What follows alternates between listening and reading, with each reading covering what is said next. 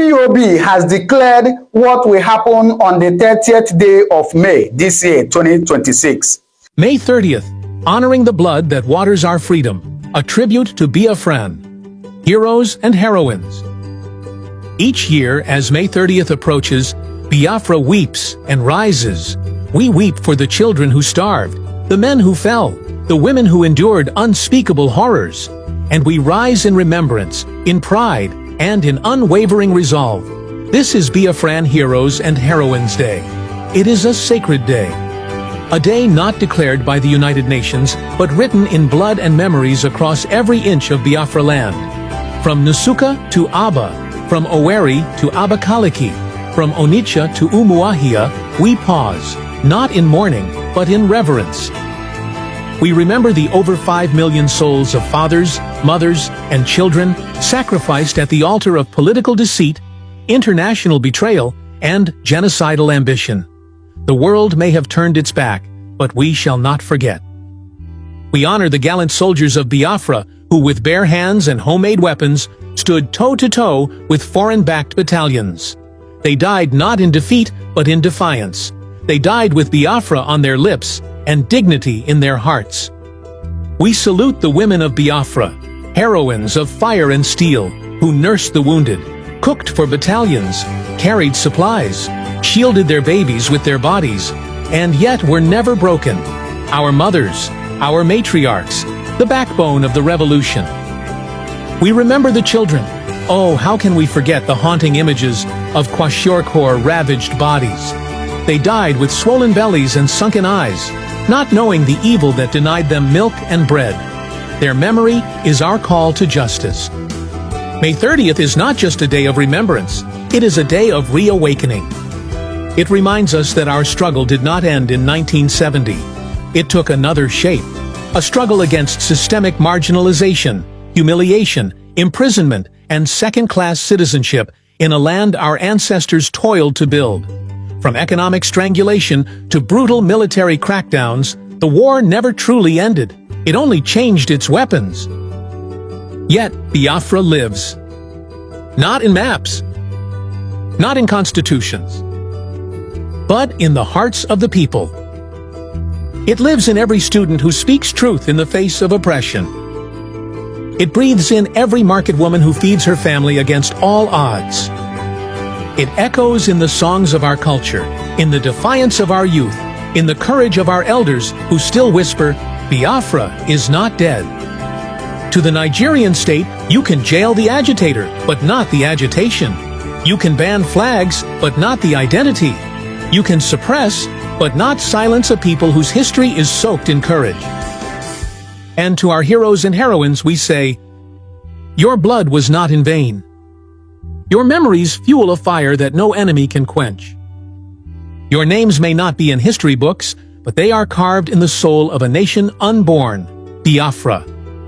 On 30th day of May every year, we do not ask for permission to remember. We declare it boldly. We remember, we honor, we shall overcome. Long live ipob. Long live the spirit of Biafra. Long live the memories of Biafran heroes and heroines. Long live freedom. Family Writers Press International. No, for us to control these people, we need to impoverish them. Let us introduce this war. There was a coup by Nzogo. And after that, there was the massacre of, as usual, massacre of our people in the north. Ojukwu said, I have to secure my land and my people. They said, no, let's go to Aburi to discuss it. Ojukwu went to Aburi and agreed, restructuring. That's something now you're asking for. To tell you how foolish Nigerians are. They're very foolish. That same nonsense you're asking for now was discussed many years ago. Ojukwu sat down in Aburi with Gowon and decided that regionalism was the best way for restructuring, going back to who you were, 1963 Constitution, 1960-1963 Constitution. Be on your own and pay tax to the central government, as they have in America, as they have even in Britain. Britain, you have Scotland that is almost independent, Wales, the same thing, everybody is free, but Britain doesn't want the same thing they're enjoying to happen in Nigeria. Why? Ask yourself that question. Anybody telling you about one Nigeria is your enemy, And we must continue on this very plane until we all get what we are asking for. I have not come across any individual who is against freedom. Therefore, what we are asking for as a result of this very important occasion is that we must move forward together as one people, as an indivisible force, in order for us to demand what rightfully belongs to us, which is freedom. Today is a very critical day in the history of our people. We are remembering those who were slaughtered and massacred unjustly by the Nigerian government and, of course, by extension, the British government as well. We are remembering those who died as a result of the unofficial Third World War that took place in our land nearly 54 years ago. And as a result of that, this very day, as we renew this pledge every blessed year, we have sworn to forever remember these people. We must remember them because the Jews do the same. All over the world, people remember their dead. In Rwanda, the same thing happens. And I don't know why there is this, should I say, conspiracy of silence to try to sweep this very important event in our history under the carpet. We lost over 5 million people, the second worst genocide in the history of man, only second to the Jewish Holocaust in Europe. And for some inexplicable reason, the world have decided to keep silent over this very matter. But we are not going to keep silent, not at all. Not now, not tomorrow, not ever. We are going to vigorously and relentlessly pursue this very effort to recognize the genocide that was committed against Biafran people, without apologies to anyone. It is a very good thing that before we came on air, I think the Ebonyi State government have now rescinded the threats they issued to all those who were intending to stay at home tomorrow. That is also commendable. It is not very often that I commend people, but I must say that I also commend Governor Willie Obiano, which I don't do very often, for the very critical work that he did today by laying a wreath at the cenotaph that he built for those that fell, for those that made it possible for us to remain alive this very day. I must say this to our people, those who are living, that it is because of the sacrifice of those brave men and women that is the singular reason why we are not suffering the same fate as those of them from the Middle Belt, and to a very limited extent, those of our brothers and brethren from Ududuwa Republic. Why am I saying this? It is only in our land today that we do not have any significant presence of Fulani terrorist organizations in our bushes or in our forests. And why is that the case? Because our fathers taught us how to fight. They fought for Biafra, unaided, unassisted, for over 3 years. We fought the two strongest major powers in the world as at that time, the USSR and Great Britain. Egypt fought against us. The OAU was against us, with the exception of the likes of Julius Nyerere and Wilfred Berne of Cote d'Ivoire. We suffered immeasurably. And now, like then, Israel was under attack and they couldn't provide any meaningful help. But we survived it. Not out of our own might, not out of our own power. We survived it because God Almighty in heaven was with us. And this generation have now come to complete the work that those of them of 67 to 1970 started. And we are not going to stop. I want the world to understand me very clearly. We are not going to stop. It doesn't matter what it takes. It doesn't matter how many lives they extinguish. It doesn't matter the genocidal tendencies they bring with them into our land. We are not going to stop. Everybody listening, everybody watching, everybody remotely interested in justice and peace must understand this. Our destination is freedom, and that very place we're heading to is Biafra. And nobody, no soul on this earth can stop us. Instead of Biafra not to come, we all perish. I want our adversaries, our enemies to understand this very, very clearly. We are not going to retreat, not one iota, not 1 inch, because Biafra must come. Because the hatred has continued to this very day. As I'm speaking and addressing all of you right now, they are still arresting, extrajudicially murdering people in our land. people who are alien to our culture, our way of life, our tradition. They are in our land directing their people to slaughter, to kill without mercy. Unfortunately, those we regard as political leaders have connived with these people to ensure the decimation of their own population. That is the type of nonsense we can no longer condone. As you all know, there is no significant Fulani presence in our land because our fathers taught us how to fight. And we are doing so today without apologies to any idiot. We're not going to apologize because we have been apologizing for nearly 50 years. And we have not gotten anywhere in terms of our collective advancement and development in the damnable zoological republic called Nigeria. That is why we must know what we're doing. And that is why anybody who is remotely interested in the affairs of our people must understand this, that we are determined, doubly determined. 50 years, or should I say 54 years, is a very long time, and 51 years since the end of the war. But now that we have come, or should I say, now that God Almighty in heaven has determined that we should come, we are not going to relent. We are not going to do anything whatsoever to jeopardize the sanctity and the holiness of this very mission. We love our people. We love every ethnic nationality that makes up Nigeria as it is presently constituted. We have no hatred towards anybody. We love peace. We love life. We love the progress of other people. But we are in a country where people hate us for no reason, where people despise us for no reason. And we can no longer go on apologizing.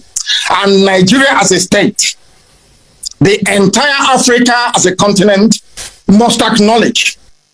The same way they acknowledge the genocide in Rwanda, they must rise up to acknowledge the genocide in Biafra land, or else there will be no peace nor development in the whole of Africa. And I'm not saying it apologetically. I am stating a fact that ought to be forcefully demanded for. And Biafra itself must be restored for those who have come before us, for their sacrifice, for their courage, for their gallantry and their bravery. It is a very good thing today that one of the co-hosts here is our brother Dele, a man that I cherish and I appreciate very much. And also the very excellent work that Mazi is doing. But let us make this thing very, very clear. We are wronged by the Nigerian state, by every ethnic group in Nigeria. I know that my good friend and brother, Obadiah Mailafia, rang me and apologized a while ago for the role that they played in the massacre of Biafran people, the role that they played in aiding and abating a very unlawful invasion of Biafra land, because all Ojukwu asked for was restructuring. The same thing we are arguing for today. Ojukwu went to Aburi to argue for restructuring. Ojukwu did not go to Aburi to declare any state of Biafra. He never went to Aburi to declare any war. Ojukwu went to Aburi so that all of us in Nigeria, including those from the Middle Belt, from the West, everywhere can have freedom. There's something we're asking for today. They twisted the narratives. They changed our history. They turned it upside down. They made us the villain. They tried to demonize our general, a man of peace that went to Aburi in Accra to go and in Ghana to go and negotiate for peace. A peace that Britain prevailed upon go on not to implement. But over the years, we've been taught that we are the aggressors. Such nonsense can no longer hold, it can no longer obtain, and that is why, as I said earlier, unapologetically, we are pursuing the freedom of Biafra, and nobody can stop us. Anybody on our path is going to fall, is going to die. Instead of Biafra not to come, every living organism in Nigeria will die, I swear to God Almighty in heaven, because we are not going back. It is a good thing today that some notable Nigerians are on this very platform discussing what transpired 54 years ago. Most have tweeted to say, may it not happen again. The only way to ensure that this will not happen again is the existence of a free, sovereign Biafran nation. That is the only panacea, nothing more, nothing less. Before we came here, Ladipo market was on fire. These vandals and vagabonds are in our land killing people relentlessly. As I'm talking to you right now, they herded some people from Enugu to God knows where, maybe to go and kill them. And you have governors, you have political leaders, you have those who aspire to high office. They are all there. Nobody's talking, nobody's speaking, because they have a lot to benefit and to gain by us being Fulani slaves. Something that can no longer continue. Something we are not prepared to tolerate. That was something I said rather very fortuitously very many years ago. I said during one of my broadcasts on Radio Biafra that for Nigerians to understand that God is upset with them, that every tribe in Nigeria, every ethnic group in Nigeria will experience what we passed through during the Biafran War, that they too will also become refugees. And today, there are IDP camps everywhere. People that thought they were safe before now are fleeing their homes. The same thing that happened to us between 1967 and 1970. And that is why our appreciation and our thanks for those men and women that fought to keep us safe can never, ever, ever be overestimated. We will continue to appreciate them. We shall continue to honor them. And I thank all of, those who are non-Biafrans. I understand that some people who are Biafrans came on this very platform and trying to play the script of their masters.